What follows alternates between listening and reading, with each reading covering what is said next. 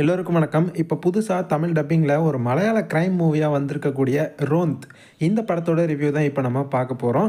வீடியோக்குள்ளே போகிறதுக்கு முன்னாடி எங்களோட டெலகிராம் குரூப்பில் நீங்கள் இன்னும் ஜாயின் பண்ணலன்னா லிங்க் கீழே டிஸ்கிரிப்ஷனில் இருக்குது, மறக்காமல் ஜாயின் பண்ணிக்கோங்க. சேனலுக்கு ஃபஸ்ட் டைமாக வந்திருக்கீங்க, இன்னும் சப்ஸ்கிரைப் பண்ணலை அப்படின்னா மறக்காமல் சப்ஸ்கிரைப் பண்ணி சப்போர்ட் பண்ணுங்கள். இப்போ வாங்க நம்ம இந்த படத்தோட ரிவ்யூக்குள்ளே போகலாம்.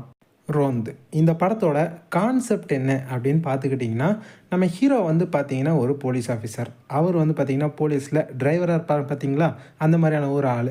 இவர் இப்போ தான் வந்து பார்த்திங்கன்னா டிபார்ட்மெண்ட்டில் சேர்ந்துருக்காரு. சேர்ந்து ஒரு 6 மாதம் தான் ஆகுது.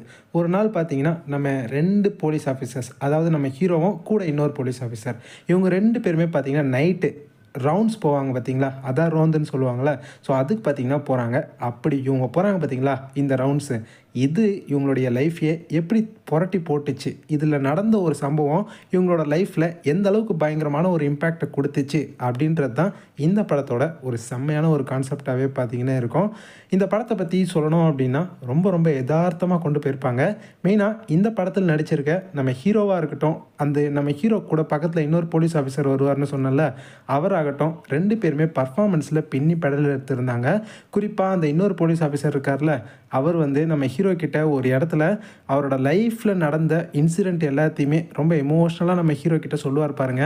அந்த சீனில் உண்மையிலேயே வேறு லெவல் செம்மையான பர்ஃபார்மன்ஸை கொடுத்துருந்தாரு.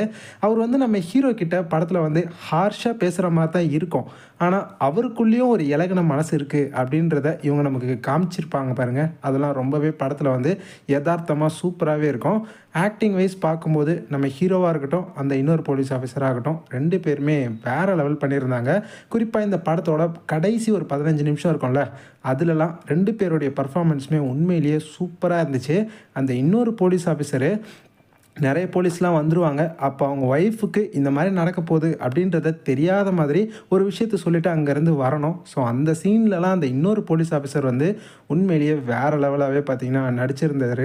சூப்பராக இருந்துச்சு அவரோட பர்ஃபார்மன்ஸு. இவங்க மட்டும் இல்லாமல் இந்த படத்தில் நடிச்சிருக்க எல்லாருமே ரொம்ப நல்லா நடிச்சிருக்காங்க. படம் வந்து கரெக்டாக 2 மணி நேரம் ஓடிச்சு. எங்கேயுமே பெருசாக போர் அடிக்கல. படம் பாட்டுக்கு அப்படியே போய்கிட்டே தான் இருந்துச்சு. ஸோ மூவி ஃபுல்லாகவே க்ரைம் கேட்டகிரியாக நல்லா தான் எடுத்துகிட்டு போயிருக்காங்க. பட் என்ன ஒன்று, படம் உங்களுக்கு கொஞ்சம் ஸ்லோவாக போகிற மாதிரி இருக்கும். பட் அடுத்தடுத்து அந்த ஒரு நைட்டில் அடுத்தடுத்து ஒரு சில சம்பவம் மாதிரி அங்கங்கே நடந்துகிட்டே இருக்கும். இங்கே ஒரு பிரச்சனை நடக்குது, அங்கே ஒரு பிரச்சனை நடக்குது அப்படின்னு இவங்களுக்கு இன்ஃபர்மேஷன் வந்துகிட்டே இருக்கும். ஸோ இவங்க அங்கங்கே தொடர்ச்சியாக பார்த்திங்கன்னா போய்கிட்டே இருப்பாங்க. ஸோ அதே மாதிரி தான் இந்த படம் ஃபுல்லாத்தையுமே பார்த்திங்கன்னா கொண்டு போயிருப்பாங்க. ஆனால் படம் பார்க்குறதுக்கு உண்மையிலேயே சூப்பராக இருந்துச்சு. பட் என்ன ஒன்று, இந்த படத்தோட கிளைமேக்ஸ் மட்டும் கண்டிப்பாக நீங்கள் எதிர்பார்த்துருக்கவே மாட்டீங்க. என்னடா இது கிளைமேக்ஸ் இப்படி ஆகிடுச்சு அப்படின்ற ஒரு ஃபீலிங் கண்டிப்பாக உங்கள் எல்லாருக்குள்ளேயுமே இந்த படத்தோட கிளைமேக்ஸை பார்த்ததுக்கப்புறம் வரும். ஏன்னா எனக்கும் அந்த மாதிரி தான் பார்த்திங்கன்னா தோணுச்சு.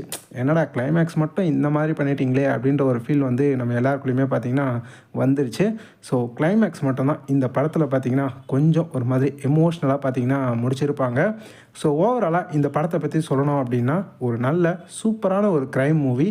தாராளமாக நீங்கள் பார்க்கலாம். நீங்கள் பார்க்குற 2 மணி நேரத்துக்கு கண்டிப்பாக இந்த படம் உங்களுக்கு ஒர்த்தாக இருக்கும். இப்போ இந்த படம் தமிழ் டப்பிங்கில் ஜியோ ஹாட்ஸ்டாரில் வந்திருக்கு. இந்த படத்தில் அடல்ட் கண்டென்ட் அப்படின்னு பெருசாக எதுவும் சொல்லிட முடியாது. ஆனால் ஒரே ஒரு சீக்வன்ஸ் இருக்கும். பட் அந்த மாதிரியான விஷுவல் வைஸ் அவங்க வந்து காமிச்சிருக்க மாட்டாங்க. ஸோ நீங்கள் தாராளமாக ஃபேமிலியோட பார்க்குறதா இருந்தால் கூட இந்த படத்தை வந்து ட்ரை பண்ணி பார்க்கலாம்.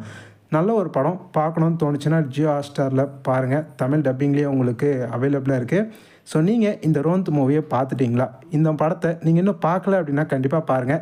அப்படி ஏற்கனவே பார்த்துருந்தீங்கன்னா இந்த படத்தை பார்த்தோன்னா உங்களுடைய ஒப்பீனியன் ஏதாவது இருந்துச்சுன்னா அதை மறக்காமல் கமெண்ட் செக்ஷனில் வந்து சொல்லுங்கள்.